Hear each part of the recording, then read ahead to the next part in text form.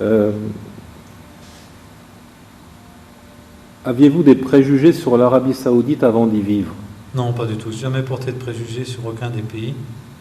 Euh, Peut-être par l'expérience de visite des différents pays. Non, c'est un pays que je voyais en tant que respect. Je voyais quelques Saoudiens dans les rues de Paris, habillés de cette manière-là, comme moi, avec le rond sur la tête. Et je trouvais que c'était un respect. C'est une image. Ça me faisait penser un peu à l'image des sages, quand on raconte dans la Bible ou certains films que l'on pouvait voir, Laurence d'Arabie, voilà, la noblesse, une certaine noblesse saoudienne. Voilà, c'était comme cela que je percevais mais je ne percevais pas en tant que musulman, en tant que profondément croyant.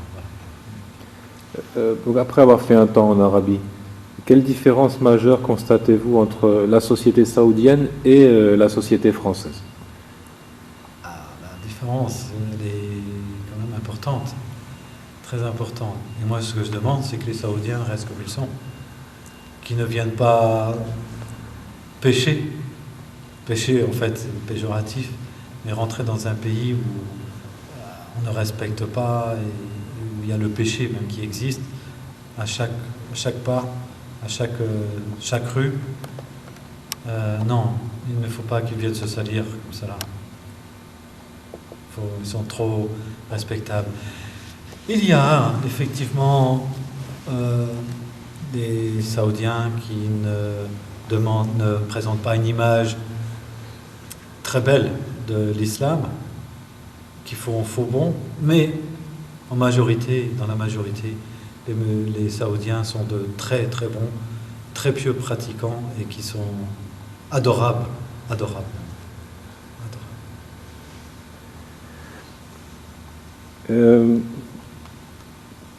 Quel conseil pouvez-vous donner aux jeunes donc, qui sont de familles musulmanes, c'est-à-dire qui sont nés de père et de mère musulmans, mais qui sont quelque peu séduits par le mode de vie occidental?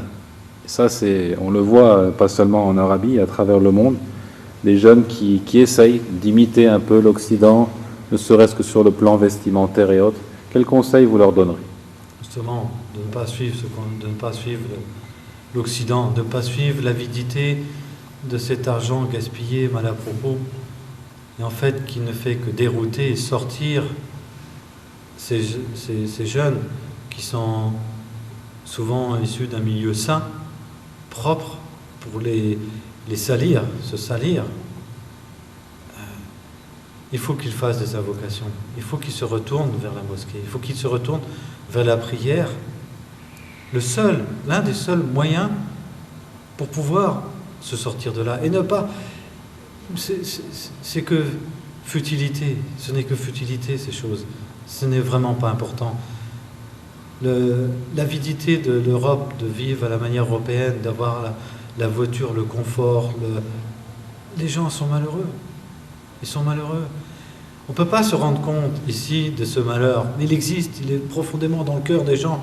Les gens souffrent énormément, pour la bonne raison, c'est qu'ils n'ont même pas la foi. Ça ne les effleure même pas l'esprit. C'est trop dangereux. Ne sombrez pas là-dedans, il ne faut surtout pas. Restez dans la dignité, dans la foi, la prière, lire le Coran, et sachez que vous serez bien guidés. Seulement là, vous serez bien guidés. C'est le conseil. Fumer, j'ai fumé. J'ai fumé longtemps. C'était le péché le plus difficile pour me faire sortir de là. Je fumais en cachette. Je me dis, je ne vais pas fumer devant les gens. En étant musulman, nouveau musulman, je veux continuer à fumer comme ça. J'avais cessé l'alcool immédiatement. Ça, c'était pas quelque chose de difficile. Pendant que j'avais été vendeur de vin dans de grands crus. Donc, je savais ce que c'était que la bonne bouffe, les bons crus, les bons vins et tout ça. J'ai cessé immédiatement. Allah m'a aidé pour cesser. Seulement la cigarette. Et là, c'était un test. Je me suis rendu compte qu'Allah me faisait un test. Fumer en cachette pendant qu'Allah me voit. Au bout d'un temps, je sentais mon cœur se salir, devenir de plus en plus tacheté, noir. Non seulement physiquement, peut-être parce que j'ai une bonne condition physique, alhamdoulilah, mais je dis non, je l'affecte quand même, c'est pas bien. On avait essayé de me dire que peut-être c'était accepté, qu'on pouvait peut-être, non, c'est pas interdit par l'islam, tu peux le faire. Et après, quand j'ai vu que non, c'était vraiment interdit, prohibité, parce qu'on atteint sa personne, on affecte sa personne, c'était la difficulté la plus grande pour cesser, c'était de fumer. J'ai invoqué Allah, j'ai demandé à Allah, j'ai invoqué sincèrement, jusqu'au moment où à la dernière cigarette, j'ai dit non, c'est la dernière, stop, celle-là c'est fini. J'ai fait un vœu, j'ai demandé à Allah qu'il m'aide, j'ai plus le droit de le trahir, j'ai pas le droit de trahir, je dois le respecter, et je dois le respecter aussi. Ça, c'est un conseil que je peux vous donner, que je peux donner à tous les jeunes qui fument, qui boivent, d'insister lourdement, parce que le shaitan, le diable est toujours là pour inciter, pour dire non, non, accepte, c'est pas grave, ça va passer. Non, non, insistez, il faut saisir. C'est ce conseil que je donne, et revenez vers vos parents. Revenez vers vos parents. La faute vient de vos parents aussi. Ils vous ont laissé cette facilité, l'argent facile, l'argent pour pouvoir acheter ce que vous désirez parce que vous êtes un bon élément, un bon élève. Peut-être parce que vous embrassez votre père le matin, ou le soir, ou la mère. Je ne parle pas d'hypocrisie, non, non, sincèrement.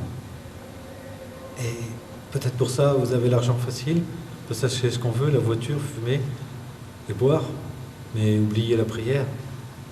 Donc, revenez et incitez vos parents à suivre et faire la prière comme vous.